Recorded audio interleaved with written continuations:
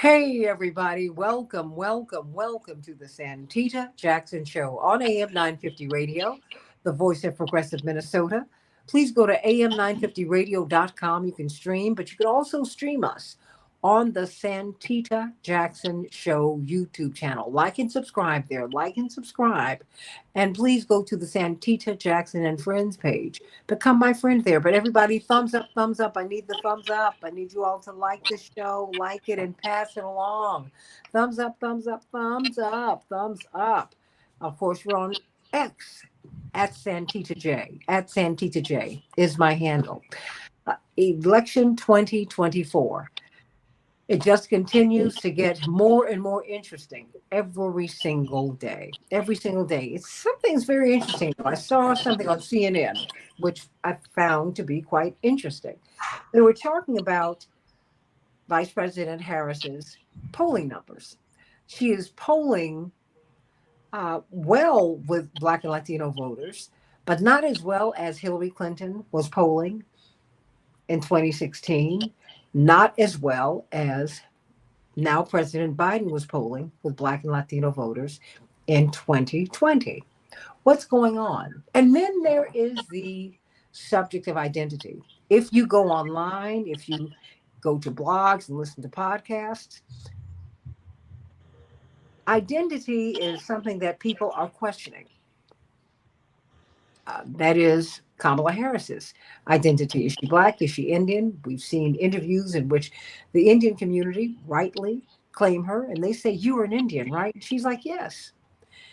And then, but with Black people and with Black women, I was reading a Politico article that said that, with us, her Blackness is implicit. She is not explicitly stating it. And for Black folks, for Black women, at least at this point, it's okay. But I want to know what your thoughts are. I mean, we have for so long lived with the one drop rule, which really, quite frankly, still applies. Who can remember the first time they heard Mariah Carey? And everybody, they initially tried to market her as a white person who sounded like a Black person. Then you saw her, and whenever Black people go like this, yeah, that means that there's something going on, right? And then you finally found out that she had a Black father, and it was like, oh, okay. Well, I want to know about Blackness and what it means. And, because for me, Attorney Janice Mathis, the General Counsel for the National Council of Negro Women, said, Blackness is not a biological construct, it's a sociological one. And she said, lest I remind you, Santita, that is something that your father embraced, the sociological side of it. Because the Black test, if you broke him down racially, he might not pass muster. I mean, the fact is, if you look at Black people in America, as my father's often said, we are products of Black foremothers and white forefathers. Sometimes it was consensual, oftentimes it was not. So you can look around at us here and you see evidence of all of that, right? But what does it matter? Does it matter? And now Janet Jackson has stepped into the fray. To be fair to Janet Jackson has been living in London where she's been raising her son. Come on. Well, no. Let me just say this for many, many years. And she's never been she's known to be socially conscious, but not necessarily someone who's been politically involved. But we all hear what we hear, because if you go around the internet, Attorney C.K. Hopper and State Representative Lakeisha Myers from Wisconsin and Texas State Representative Ron Reynolds, if you go around there, you hear a lot of people saying what Janet Jackson has said. So, I'm just putting all of these pieces out here because this is the context in which we are having this conversation. Because Janet Jackson's saying that, what did she say? And I quote her, that when asked about her in a Guardian newspaper article, she said she heard claims suggesting that Kamala Harris was, quote, not Black, close quote. And she continued, she's not Black. That's what I heard. I heard that she's Indian. That's what I was told. I mean, I haven't watched the news in a few days, I was told they discovered her phone. few Right. years, No, few no, decades. no, a few days, but no, no. I mean, I have to give her what she has said. Okay. And I have to also give her, um, because you now have people explaining what her father's lineage is, because Jamaica is not a race, it's a place. So, I mean, there's a lot going on here. But my question for you ultimately is not even to comment on Janet as much, but Janet is part of a broader conversation. And I think we need to talk about it because, it's out there. And so I want to hear from everybody, what your thoughts are. And let me just go through a few of these comments. Hello, shalom to you, Robert and Bernadette. Thank you. Like and share, everybody. Thumbs up, thumbs up, thumbs up. Hey, Andre. And Robert says, I'm so sick of this mess about Kamala's blackness and Janet Jackson, of all people, shaking my head. And Spicy Peach said, P. Diddy. I hear you. Okay. But there we go. All of that. And what Robert Williams said, I didn't see Kamala get a nose change. Haters gonna hate her for four. Well, look, she was already keen of feature. So there's that. And show business is what it is. So I'm not gonna hate on Janet because up until a few days ago, all y'all were loving Janet. What did Tretch say? From he said, "Take me to a planet, damn it, where all the girls will look like Janet." So get out of here. You've loved her, and that ain't gonna stop. Nor should it, even as you have a disagreement with her. So there you go. Jerry Patton, what difference does it make when voting? It makes a difference to some people. It does. And I've been going online, Texas State Representative Ron Reynolds, and I've been listening to people. So I'm trying to hear what people are saying. Whether I agree or disagree with you, I need to hear you so I can have this conversation with you right now. So, CK, before you jump out of your chair and through the screen, let me start with you. Okay. What I mean, I mean, I am identity. so I mean, completely okay. through, done, disgusted with this discussion about whether she's black or not. Janet, it did impact my view of Janet for this reason. A lot of times, entertainers are very politically savvy. They do keep up because they do have a following. And so I thought it was incredibly ill-informed and ridiculous for Janet Jackson to make that statement. Her apology, it's good she did an apology, but me, I wasn't necessarily going to her concerts before. I listened to her music, but I wasn't going to her concerts. But I can tell you, I would not be going to her concerts now because I'm angered and disgusted that she would make that type of comment. So that's that. To all the other people, I don't like it either. I on my radio show, people come in and they make those kind of comments, and I'm angered and disgusted that they make those comments. Having said that, it is important for us to hear what everybody feels. That's the benefit of the country. And what I try to tell people who have these views is that what difference does it make? She's a black woman. Since when when you don't have a drop of black blood, do people not characterize you as black? This is ridiculous. I don't even want to waste time on it, but I know because we are talking about it that we do have to waste time on it, and because people do feel that way. But I'm obviously disgusted by it, and I think that it's incredibly disingenuous of people to focus on this. You want to criticize her, you want to talk about the policies. People, I have greater respect and appreciation for people who honestly say, I don't like the Biden Harris administration's position on Gaza. I don't like their position on immigration. I'm okay with that discussion. This other stuff, just like, I mean, is someone talking about, what are you talking about in terms of former President Trump? What are you talking about his wife? You're talking about her heritage? You're talking about all of his wives, their heritages, what they did? I mean, I think you need to talk about the issues, and that should not be an issue. Because whether she is or isn't, I mean, it's just so ridiculous. It's a ridiculous discussion. She identifies the way she identifies, and she is now our nominee, if you're a Democrat, for the Democratic Party, and has a good shot at becoming the next president of the United States. Just like I thought it was ridiculous to have that conversation about where Barack Obama was born and all that. That is what conservative, MAGA, Project 2025 people focus on. unless you fall into that category. And if you do, then God bless you. Then say you fall into that category. But unless you fall into that category, that should not be the discussion. Because if we want to talk about it, just like you said in the beginning, every Black person has a drop of something in their blood. And that's just the nature of slavery, the nature of our tradition. So let's just move on from that. I'm really disgusted, as you can tell from Well, my the voice. thing is, because race and colorism is such an issue for us, and I think that's part of the reason that we're here. We have to be honest about that, because that is part of the discussion. CK, I can't help but remember when my father was about to run for president the first time. My mother said something that was very interesting, and when my mother says things, we all listen because she's real sharp, about the sharpest blade in the drawer. She said, "Now I want you all to be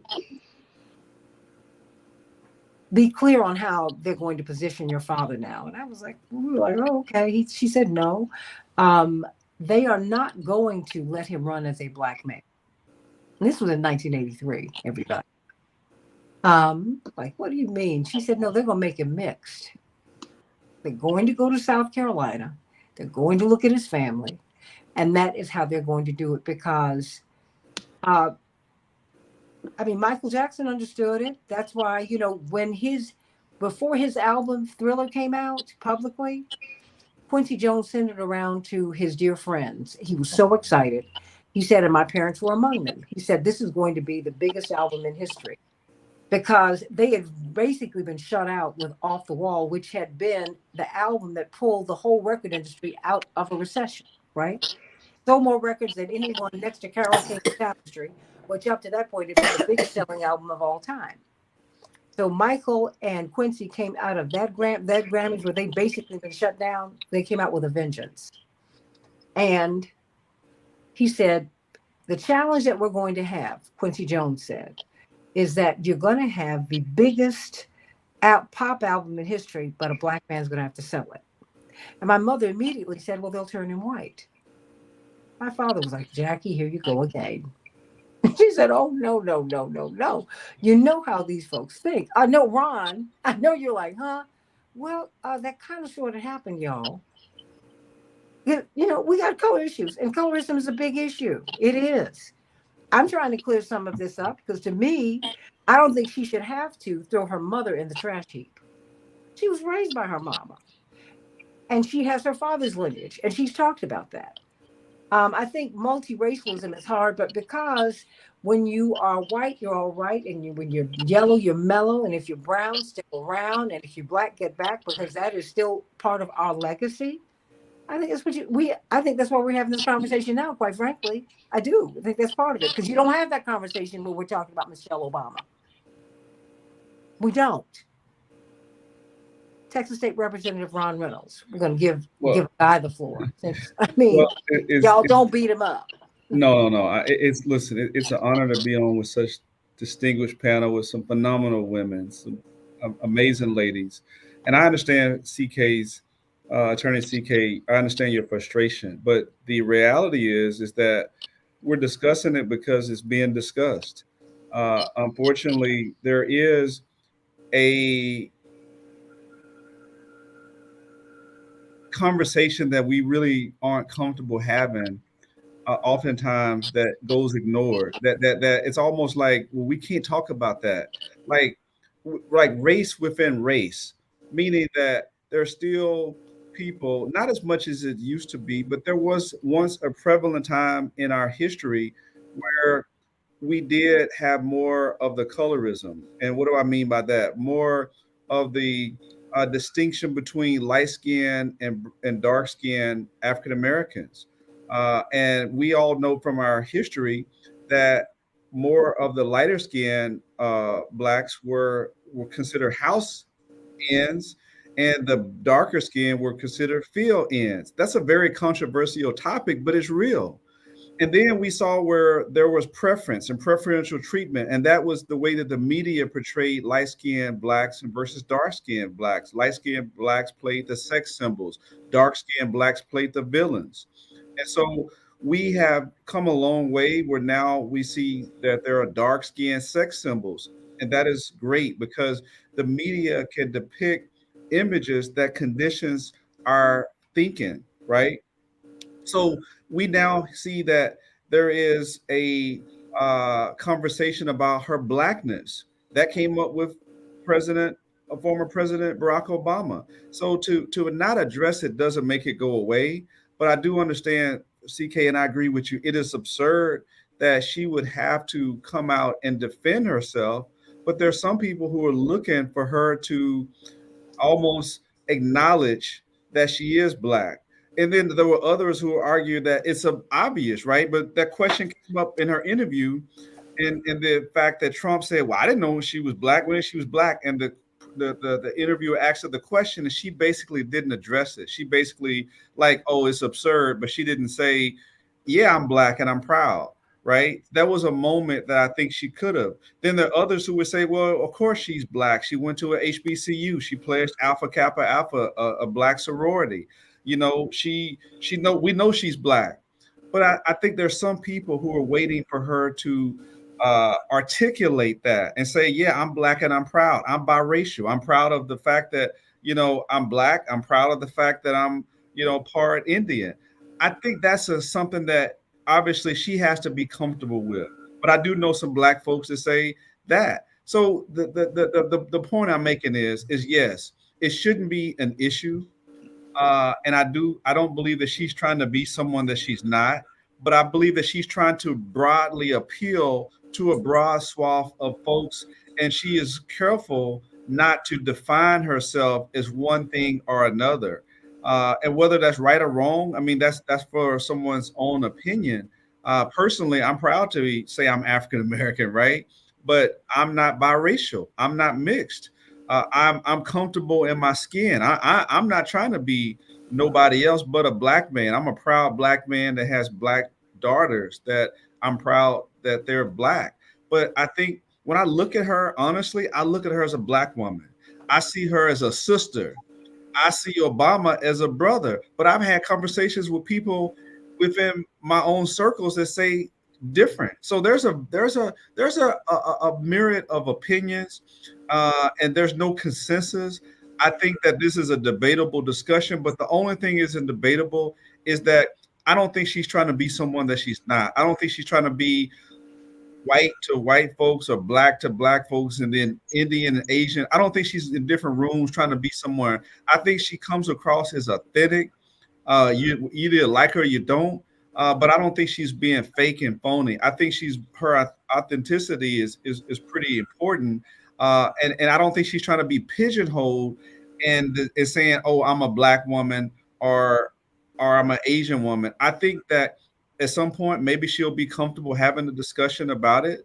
But I think Janet Jackson is certainly was ill advised. She should certainly be using her celebrity status to do something other than what she did.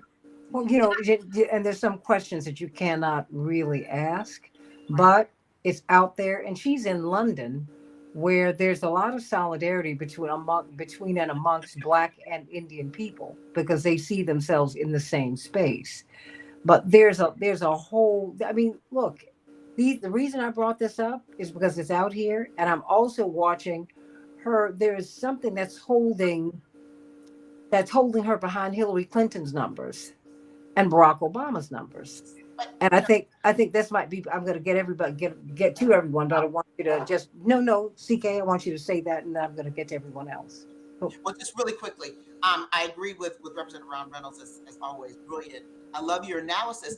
She has said I'm black and I'm proud. She has said I'm part Indian and I'm proud. She's been there, done that, did it a long time ago. Because this is not a new issue. So for me, enough is enough. She's already, it's so interesting how people don't pull that. This is not a new issue for Kamala Harris. Kamala Harris. She probably got this when she was at Howard. She probably got this when she was a little girl. Not a new issue. If you're light skinned, it ain't new for people to say you're not black enough or your hair is. These are not new things. This is what you grow up with. Well, she didn't get it at Howard. I can tell you, I was there with her.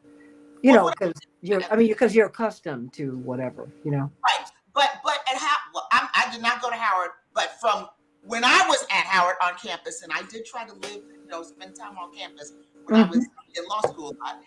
And, people, she's got a name, Kamala Harris. I mean, I'm sure this is an issue that has come up her entire life, wherever she was. She's already addressed it. She's addressed it publicly. I am with her on, I'm not addressing this. I'm not going down on this issue. If this is the issue for people, then this is going to be their issue. They're looking for an excuse not to vote for her, number one. Number two, to explain why her numbers and why she's behind in the numbers with African Americans as compared to Hillary Clinton, Joe Biden, and others, I think that's just, I don't think it has much to do with colorism. I have people that call on my show, Santita, that are really, really upset because of the war in Gaza. Mm-hmm. They're very upset about that because they see brown people that were killed. That's how they look at it. That might be part of the issue. I think that's more of an issue than people are really, well, I know a lot of people are saying that's an issue. She's got 2 wars that she's having to defend. Those are substantive issues as far as I'm concerned. This other stuff, that's a narrative where we're letting the 2025 project and MAGA people take us into a hole that is going nowhere. So to me, you have 2 choices. Do you get all upset about it and keep on saying I'm black and I'm proud when you've already said that? No, I think you do exactly what she did. And one interview, she said, next question. And well, no, she's been saying that. And let me just get to Politico because I'm going to get to Lakeisha Myers, state representative from Wisconsin. Harris side, this is from Politico. Harris side steps about spotlight when it comes to her identity. The vice president makes her case on identity implicit. Black women are okay with that. It begins. Vice President Kamala Harris keeps facing questions about the historic nature of her candidacy. She's choosing not to engage, they write. Harris, in her first sit-down interview with a journalist since rising to the top of the Democratic presidential ticket, was asked about former President Donald Trump's comment that she had only recently, quote, turned black, close quote. She simply said, same old tired playbook. Next question, please. That's what I was referring to. No. I mean, of course, and I'm supposed to take Donald Trump saying, let me go. No. I'm hearing you, but also, let me just say this, because she has 2 different communities pulling at her. When she is with Mindy Kaling in an interview, she doesn't mention her blackness. Mindy Kaling is excited that she has a Kamala and not a Kamala. Like, no, because people ask me when I'm some different places whether I'm a Santita or Santita after I finish talking. They're trying. No, because wait. Because I'm telling you what happens to me, because it's a cultural thing. Because more black people were sent to South and Central America than were brought here. So when they hear my name and coming in New York, everybody looks like everything. They'll, after you finish talking, they're like, oh, wait. Are you a Santita or are you a Santita? To me, it's I don't have the same issues that she's got, but I'm saying the reason I'm putting it out there, CK, is because it's out there with people, and I want us to be able to talk about it and reason and tease this out so we can move forward. But Lakeisha, what say you about your soror? And I'm gonna have you come in on your soror, Reverend Dr. Wilson. I am with Ron Reynolds and attorney C.K. Hoffman. They know good and damn well that's a black woman. And I'm going to say it just like that. She has said it already. She has already said it. Wait a minute, let her finish. There is no need to beat a dead horse because if you got a black daddy from Jamaica and an Indian woman that's your mother in America, guess what they see you as in America? A black woman. She went through the black experience wherever she lived, whether that had been when she lived in Wisconsin, in Oakland, and everywhere else. She is a black woman. We know this, and this is nothing but the same tired diatribe, just like Ron Reynolds said, that people wanted to deal with President Obama. Well, he got a white mama. Does that make him white? Not in the United States of America. He know that, and you know that. So this is just another tired conversation. As far as Janet Jackson is concerned, yes, she was ill-informed by whoever she was informed by, and whoever it was that told her that. I mean, I think this is just another diversion of people trying to ignore, the fact of Negrophobia is real. Let me be clear about that, because this is always something. I always think about the fact that former mayor of Atlanta, Maynard Jackson said, I don't wish being first on anybody. And when he talked about being the first black mayor of Atlanta, he said, I don't wish being first on anybody, but being first is important. When he talked about black people will believe that Valhalla has come and that you can fix all their problems because you're the first one to do a certain thing. And that white people will be so afraid that there's a first black because they feel like you're going to be too black and then give everything to black people. So you have to, this is part of the thing that happens with being the first one. It happened with President Obama. He was the first black president. This is going to be happen with our first black woman president. Hopefully that will be, Kamala Harris. So I mean, this is a sideshow to the real issues that exist in this campaign. And I think that that's why she's like, okay, next question. I'm tired of answering this question. I'm tired of saying it over and over again. We all know that I'm black, so let's move on. But Santita, can I just say one quick thing that I think Sure. that there is a distinction. There are questions that come up about this. Barack had Michelle who helped authenticate him. And like, hey, that's a real sister from the south side of Chicago. Kamala has a Jewish husband. So that's another issue that people look side-eye with. I'm not saying love is love, and I'm not here to judge. I'm just only putting that out there that is another question that comes up is the fact that she's not married to a brother and she's married to a Jewish man. So that one of the things that helped Obama was the fact that he had Michelle who took him over to Reverend Jeremiah's church and helped make the black community more comfortable with him. No, he actually took her.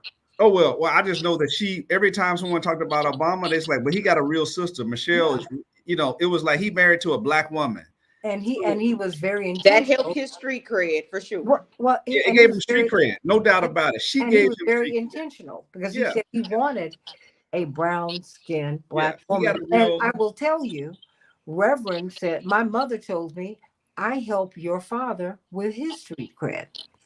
Because when women see me come in, they say, oh, he actually likes a black woman. People have said that. I'm telling you what So I I've just threw it out experienced. there. She don't. Kamala Yeah, doesn't yeah, have that. She don't have that. Right. yeah. I'm telling you, I've heard that. I'm saying I've heard this word. I'm not saying I like it.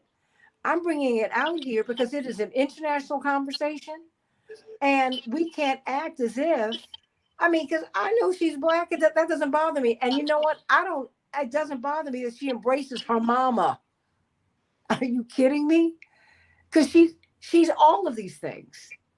She's all of these things. I don't think she should reject any of it. I think we should have grown enough by that. I'm just bringing it out here because I think that we need to tease this stuff out because this is not in the Divine Nine. We're all good with this. Those of us who went to school with her and all that, that's great.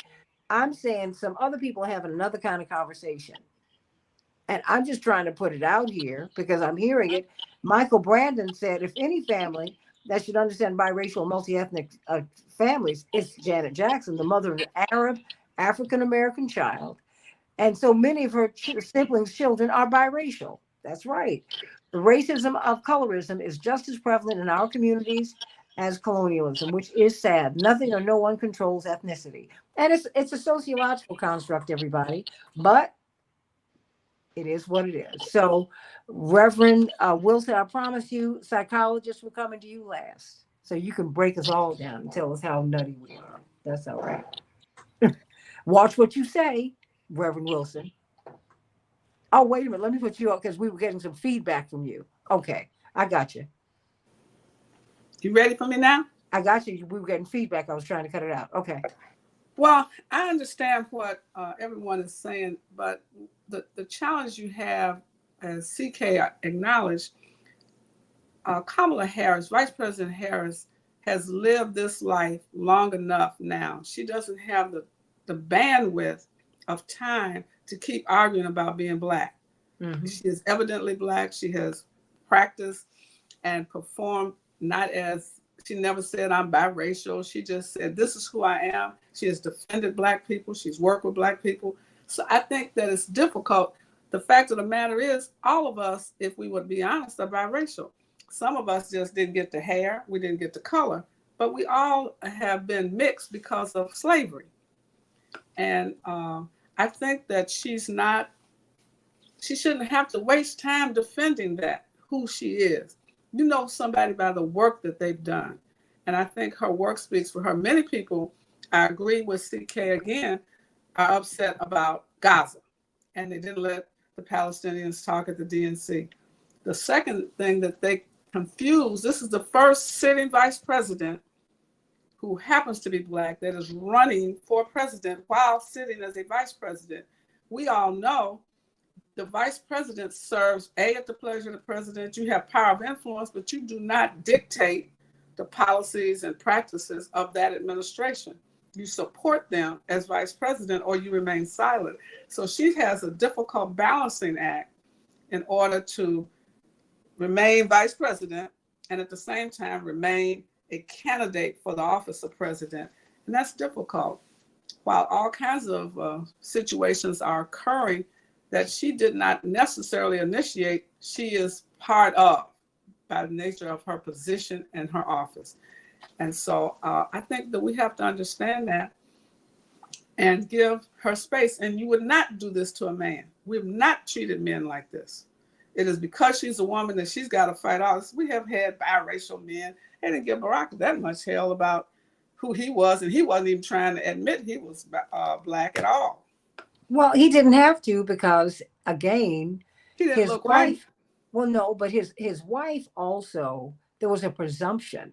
No, but he's a man, and without Yeah. even without his wife. Wait a minute. I'm not saying, but I'm saying you have to add all those pieces in.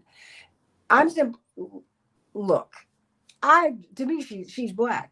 The reason I'm bringing this up, for those of you who are asking the question, is because this is something you all are talking about.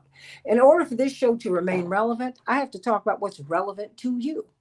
And I can see from the excitability of the panel that it's something that people must be talking about. Because I've asked. I don't just pull these topics out the sky. I start asking people, well, what do you think about this? What do you think about that? And can we talk about it? Because, there's some issues that we're still wrestling with, everybody. School Days was out not 40 years ago, y'all. And we were packing it out. And yes, I will say in my time at Howard in the 80s, certain people in different sororities looked certain ways. Absolutely. Even in my time, if you couldn't pledge on certain campuses if you weren't a certain color and you didn't have hair. You did not. You looked a particular way in the 80s.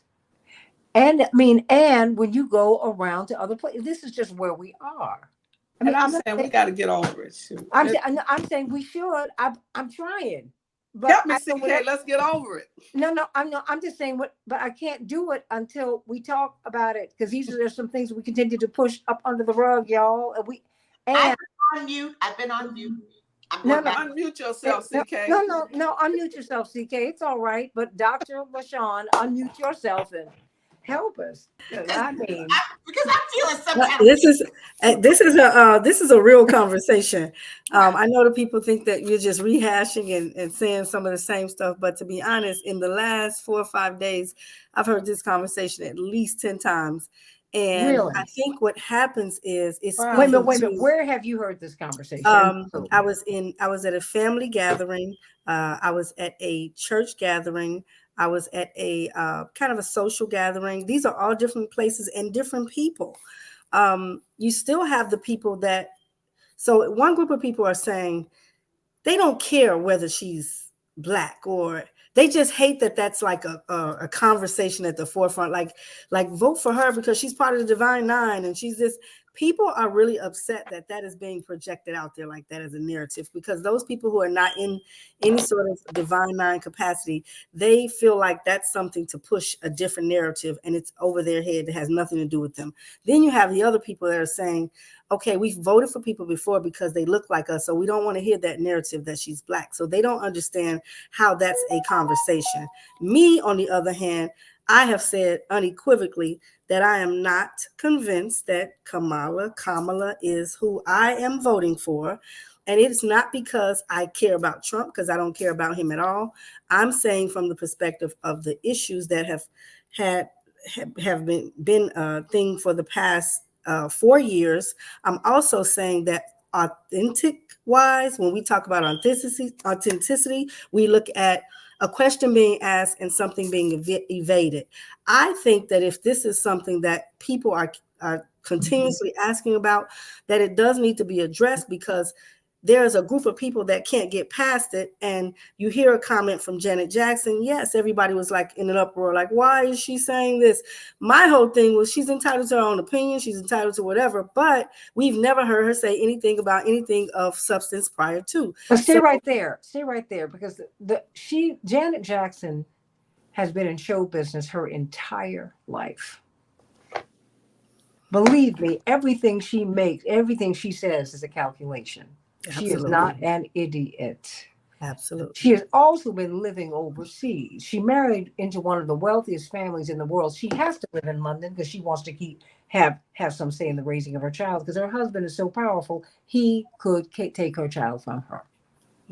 She married into a very, very wealthy family. And although they're divorced, if she wants to have some say in the raising of her son, she's got to stay in London.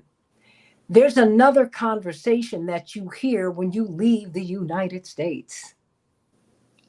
And all I'm trying to do is pull up what you're hearing, Dr. Latrice.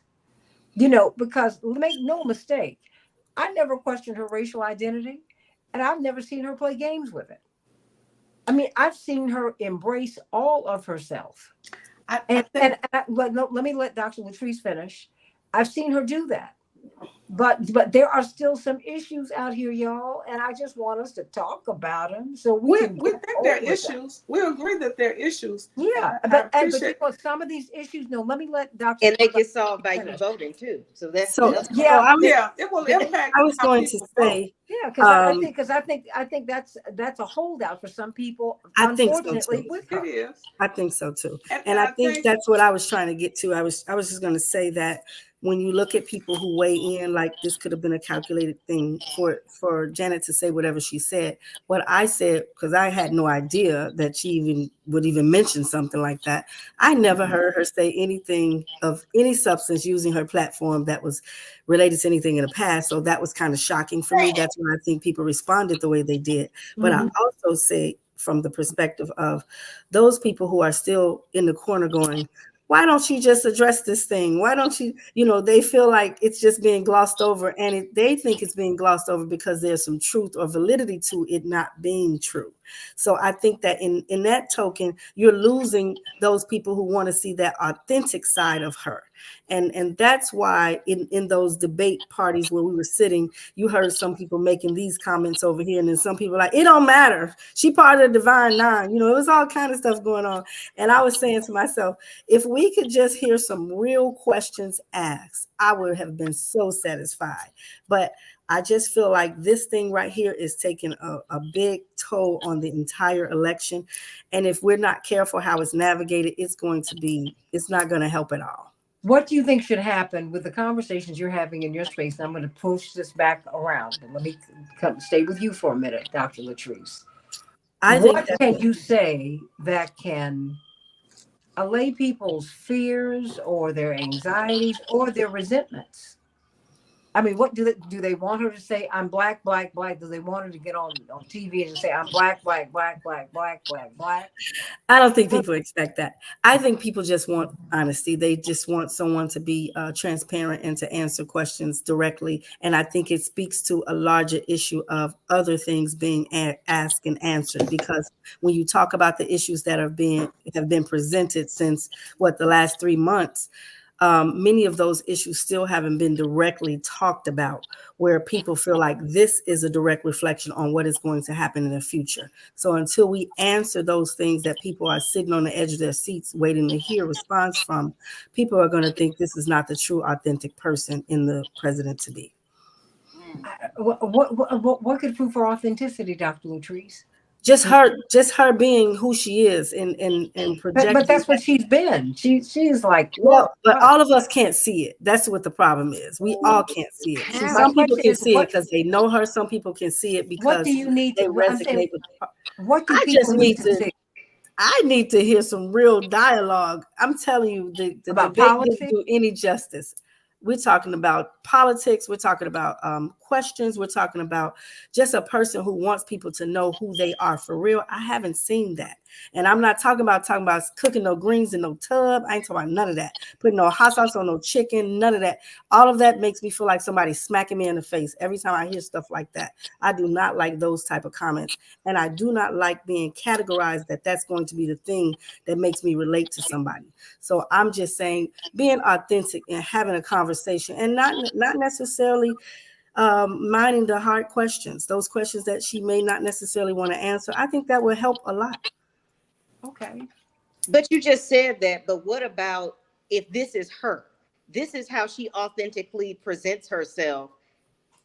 It still doesn't answer the question that Santita was asking about. What exactly do you need her to say and or do in order to be herself? If this is how she answers questions, because as a prosecutor, you answer questions a certain way.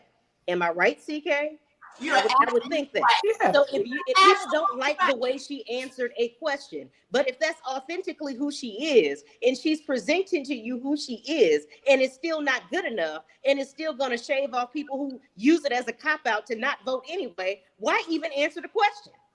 Well, she needs to take that prosecutor hat off then, because but if that's who you prosecutors are, don't always have to be in that capacity. She's running for president, not prosecutor.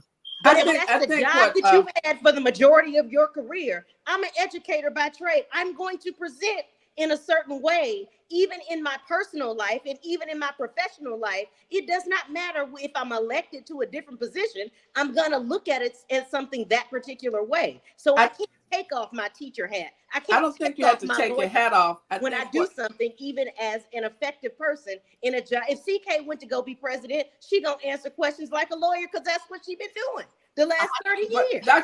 But a representative, I don't think she's asking her not to be authentic as she is. I think the problem is the only time most people saw her was at the debate, and the debate commentators they didn't ask great questions.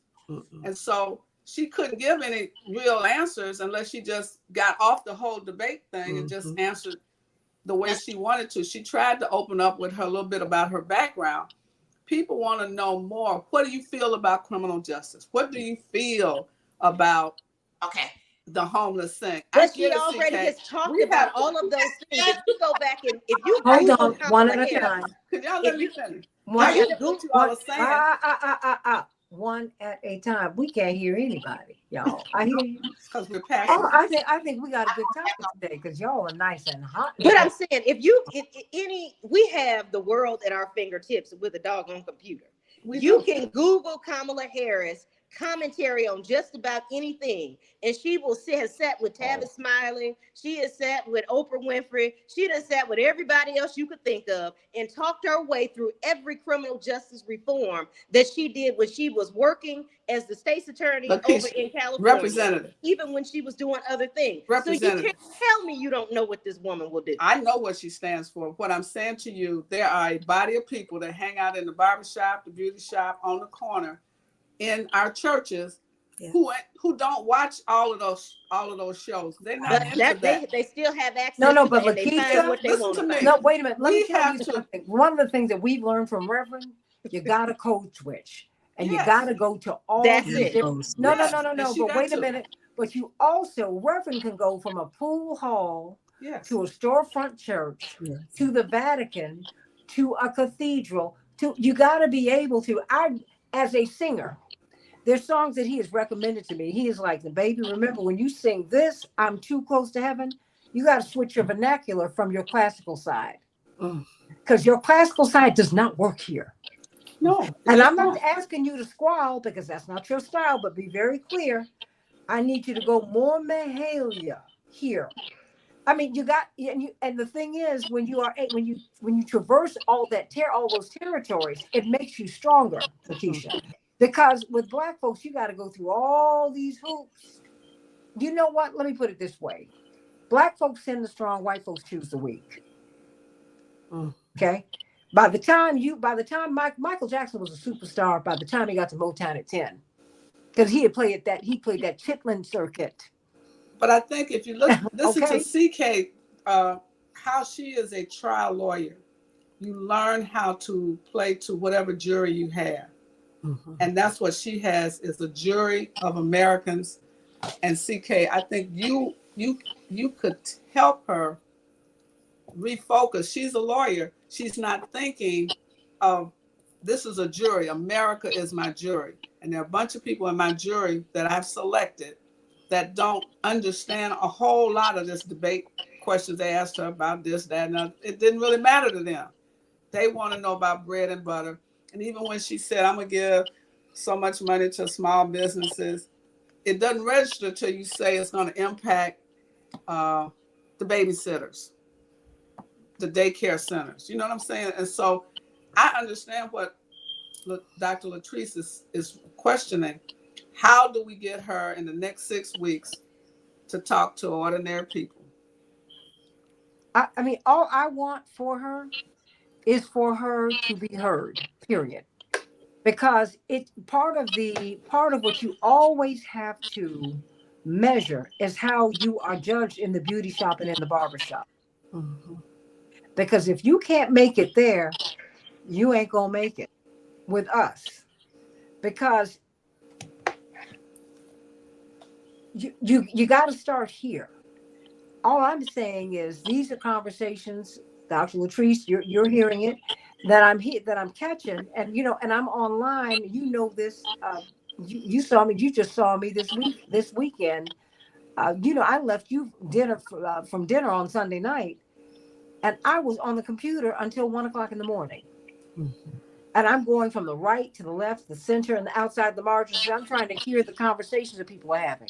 I'm very clear that a lot of people who are online right now, they're being paid by the right and the left to have these conversations. I get it, but there is a thread of truth in all of it. So I'm trying, or somebody believes something that's being said here. There are audiences. So I'm trying to find out what she needs to do. I mean, because this stuff is out here on her. So how does she get over it? I mean, I get that's where I am. And I hear you as a lawyer, as a teacher, because I just saw you are a teacher and you have the presentation of a teacher. And that's a great thing. CK's a lawyer. I mean, we've all been trained to do what we do. I'm just trying to find out. Representative Reynolds says these are some of the things I'm hearing. And I'm saying, my mother will bring some things to me that are unpleasant. And then I'll go, you know what? Okay. And I might be mad as a cooter with her. And that has happened to me many times. But she said, I'm telling you because I want you to know what's being said so that you can go on and figure out how to deal with this. Because you're not going to be able to get over here if you don't go through these black folks first. That's the kind of advice I get from her.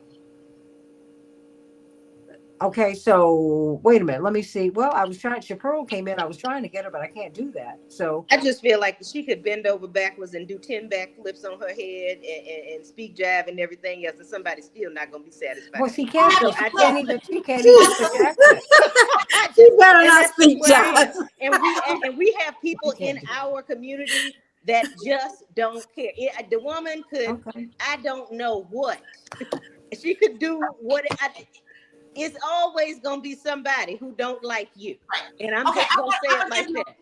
a It's conversation. just somebody that don't like you. I may not be your cup of tea, but she's somebody's glass of Hennessy. Right. I Okay, and don't just know. before, wait a minute, CK, before anyone says anything else, I Thank only you. have, I Good. only have about 7 minutes left. My So bless. I'm gonna let, no, no, I'm gonna let everybody, and we'll have a part two on this, not immediately. We're gonna do this again. Because I promise you, I want Kamala to win. But I know it's a very interesting thing. Whenever you bring up colorism and things like this, all of my conversations go like this in 2024. Yes. Because on a fundamental level, we're still here, y'all. We are. And now, in order for us to move forward, we're going to have to grow through this and go. We have to go through this and grow through this. We'll have to get better. But we're still here. We're still talking about good hair, bad hair, light, bright, damn near white, yellow, you mellow, brown, stick around, black, get back, white, you're all right. We are still doing that. We are. And that's where part of this is coming from. And I'm saying, I'm with you. She's done everything she can do. She's like, look, I'm not gonna go. I don't have anything to prove to y'all. I've been rolling with black folks all of my life, and I roll with everybody because I can. Being married to a white man does not make her white, y'all. Being married to a black woman don't make you black either. Mm-mm. So just stop it. So my question is, how do we get from where we are right now? Because I need her to be polling in the 90s with black people. How do we get there? She gonna get there. Look, well, she's got. Just show me a path. I got 1 minute for you, CK. Well, I think she needs to continue doing what she's doing, and she needs to, her surrogates, and she's got a lot of surrogates in the black community, need to go take and triple their efforts.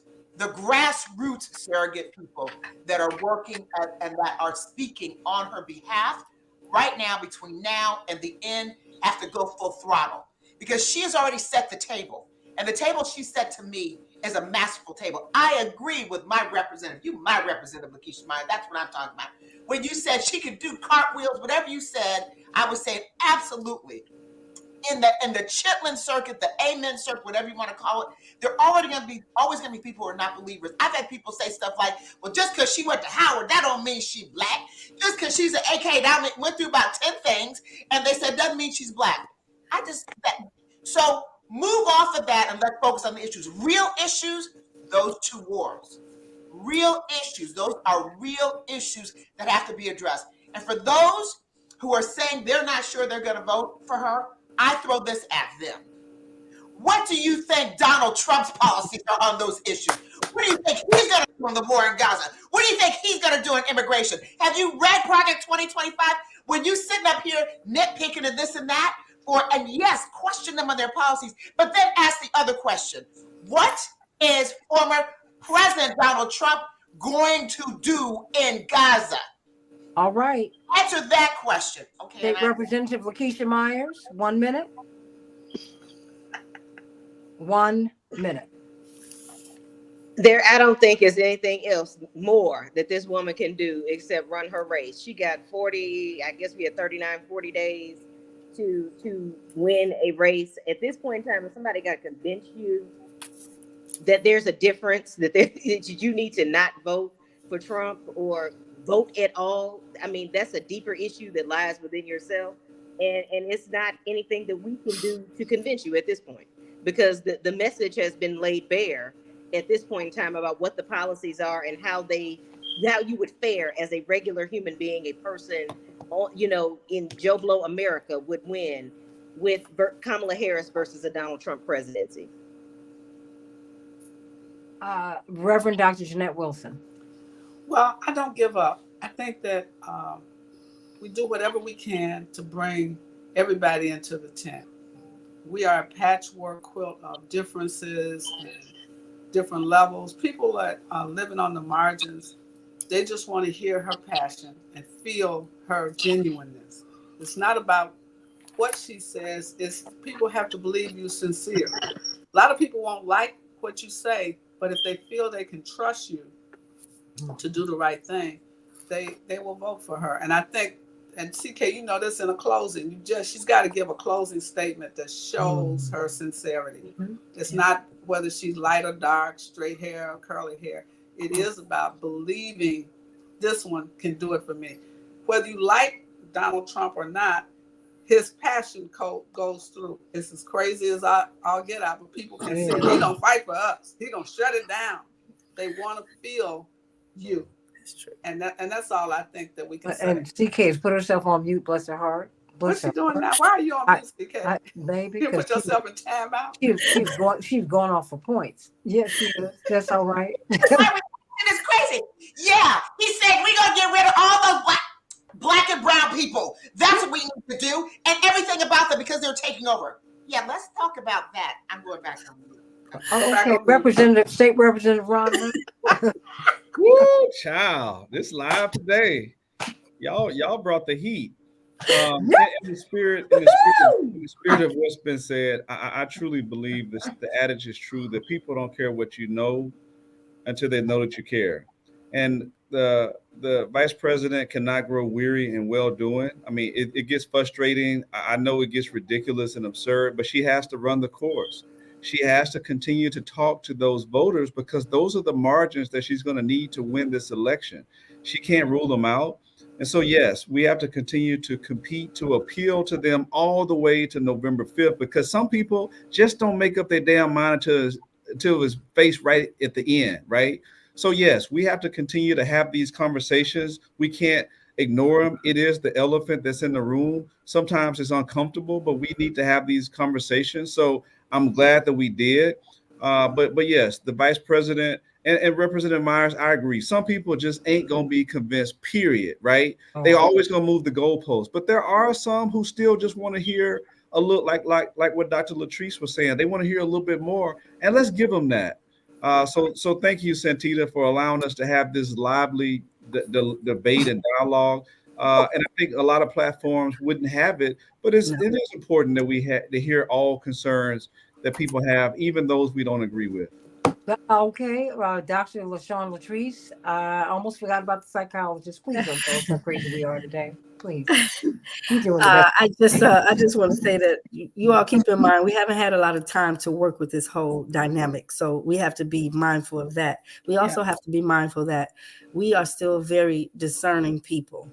We like to be able to look a situation in right in its face and be able to tell. And a lot of people use their discerning mechanisms to figure that out. So that's how I operate.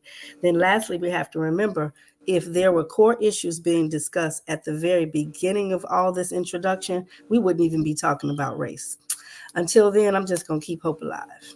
Well, now there's that, and I could always depend upon a psychologist to make us sound like we've Keep had a them job alive. therapy session. Thank you for We win thank it you, every doctor. day. Well, and give us the invoice, and we'll pay you because she just made she made me feel like we were in therapy. She said, "Now, okay, now that you all are done, nuts." Oh, okay. Like poor people, she's gonna write up some notes on us and just tell me how crazy we are. But you know what? We're all really trying to move from um disgrace to amazing grace, and we can get there. But you don't go through things. You go through things, but you got to grow through things. And I think we should not be afraid of all of these questions. Um, and let's confront them because I think that we're mature enough to deal with all of this now. I think you're right. She could do backflips and be Simone Biles, and that won't be good enough for some people. But then there's some other questions that she needs to answer so that she can increase her chances. And I think that she's big enough to do that. That's my thing.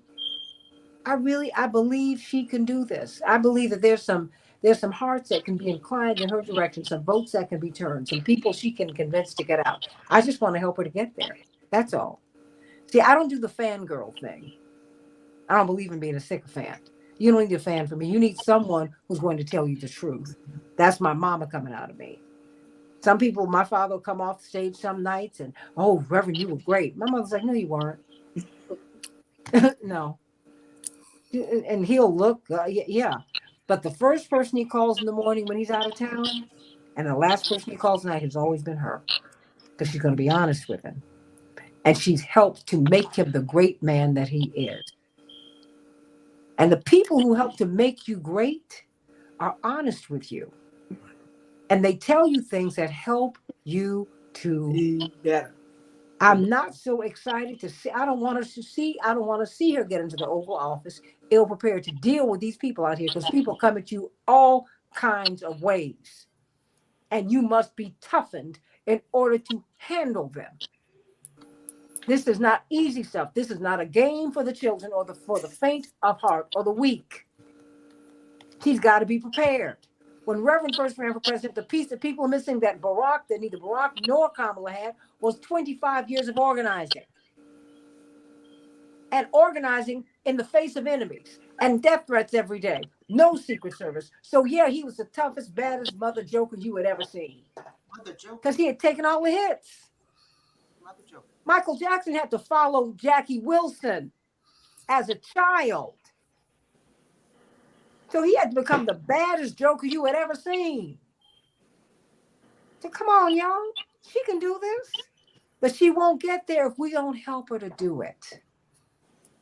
So when you have the opportunity to speak to her, don't just you say, "Hey, girl, you keep on going." And now let me tell you something. What you need to do with these folks, because I heard such and such when I was in the beauty shop, and I don't want you to miss these people, because I want Kamala to win. And more than that, some little girls who I come up in the elevator with, they need her to win. They need her to win. Some little boys need her to win. Black, white, yellow, brown, and red. People need her to win. And I want to help her to get there. And I want her to be the baddest president we've ever seen once she gets there. And the only way she's going to be bad is to take the hits and get stronger. And she will. Because that's how you get strong. I'm Santita Jackson. Here's the Nutty Bunch today. And yesterday, Letitia Myers, Ron Reynolds, and C.K. Hoffler, who's on WAOK every Tuesday at 11 Eastern Standard Time. You'll get more of this, and she's on Court TV too throughout the week. Let them know that you want her to have a show. Thank you very much. I said it. And I'm add more. Yeah, you shake your head if you want to. We're going to get that show. And then you can get another one on another network. Oh, be quiet. Let me put you on mute. Where's mute? Mute. Let me put on mute. There you go. Now put want her on to have a mute. show on Court TV. Why not CK? Love y'all, everybody. See you tomorrow. Keep the conversation going. Love you. Love you.